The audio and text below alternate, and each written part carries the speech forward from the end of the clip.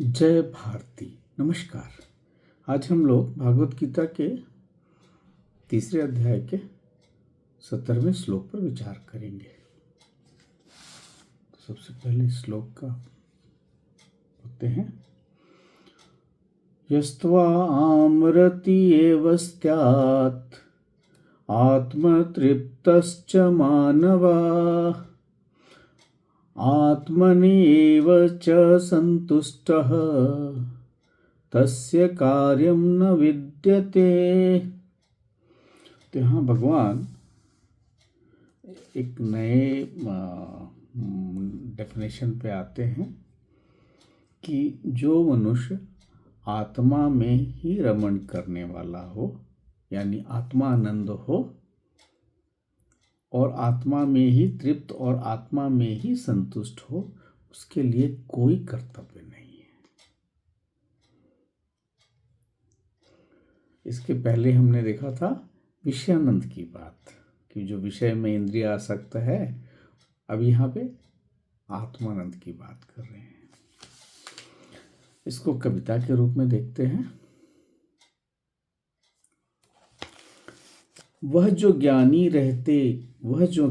रहते आत्मानंद आत्मरमण, वह जो ज्ञानी रहते आत्मानंद आत्मरमण है आत्मतृप्त मानव रखता अन्यन भाव जीवन, है आत्मतृप्त मानव रखता अन्यन भाव जीवन, द्वंद्व विकारों से विमुक्त सच्चिदानंद में संतुष्ट, द्वंद्व विकारों से विमुक्त सच्चिदानंद में संतुष्ट, कर्तव्य कोई नहीं उसका, है संभाव जीवन।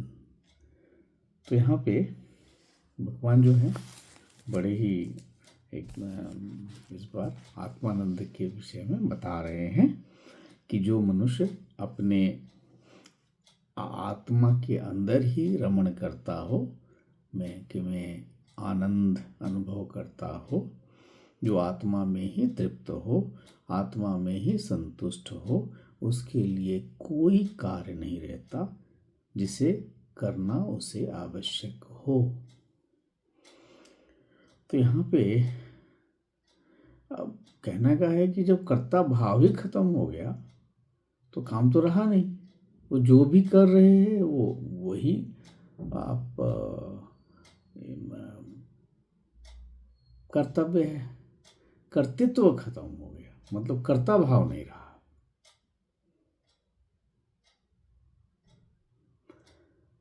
तो यहाँ पे एक जो योगी पुरुष है, जो आत्मरमण कर रहे हैं, उनकी परिभाषा दी हुई है कि कैसे आदमी के लिए कोई काम नहीं है कि ये काम उसे करना है, क्योंकि वो जो भी कर रहा है वही समाज के लिए है।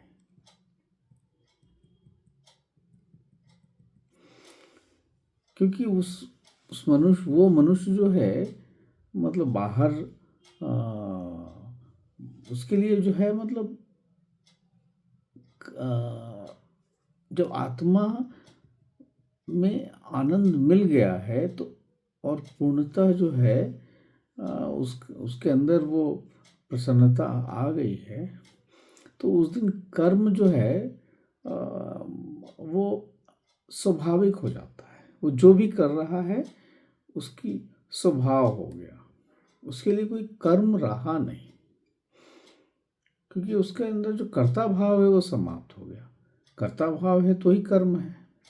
जब आपके अंदर कोई कर्ता भाव ही नहीं है तो जो भी कर्म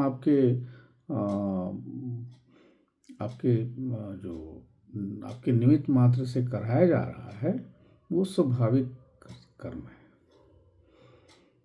क्योंकि आपके लिए कुछ है ही नहीं उस मनुष्य के लिए कि यह काम उसको करना है या उसका काम है, क्योंकि उससे बाहर निकल चुका वो। उसके अंदर कोई कर्ता भाव नहीं है, क्योंकि अब उसमें वो केवल आत्मा में रमण कर रहा है, वो आत्मा में तृप्ति है, आत्मा में ही उसे संतोष है। तो उसके लिए कर्म कोई साधन, न कर्म साधन है, और न अकर्म कोई भय है। मतलब कोई कर्म करके वो कुछ आगे की का यात्रा पूरी करेगा, या कर्म नहीं करके उसे कोई कहीं विघ्न होगी, क्योंकि उसके अंदर कोई भी इच्छा तो है ही नहीं। जो भी है वो स्वभाव है, इसीलिए वो बिना राग द्वेष के संभाव दृष्टि से वो अपना काम करता है। तो इसीलिए कोई अज्ञानी अगर कहेगा कि मुझे कोई, मेरे लिए कोई काम नहीं है, तो मूर्ख है। परंतु जब ज्ञानी इस बात को कहेगा, क्योंकि उसके अंदर तो कर्ता भाव ही समाप्त हो गया, तो वो स्वाभाविक ही करेगा, क्योंकि उसे फल कोई कोई काम कर रहा तो ना तो फल के लिए कर रहा है, ना ही कोई राग द्वेष के लिए कर रहा है।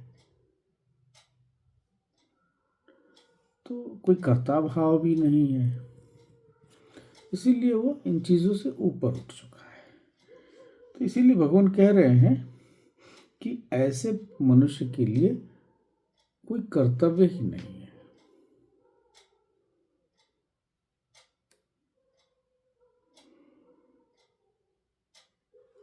तो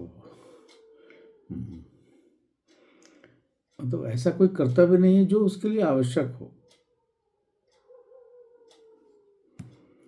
तो भगवान मतलब उसे, अब वो बंधन से बाहर निकल गया है।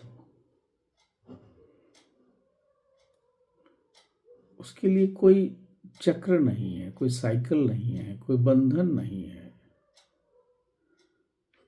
बस उसका स्वभाव ही वैसा है। तो इसीलिए आप, ये डेफिनेशन है। मतलब आप 16वें श्लोक में हमने देखा कि वह विषयानंद है, और वो वो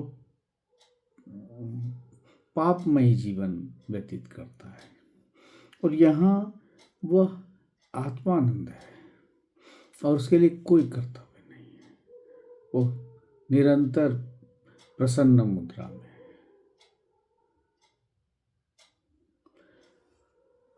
तो भगवान यही समझा रहे हैं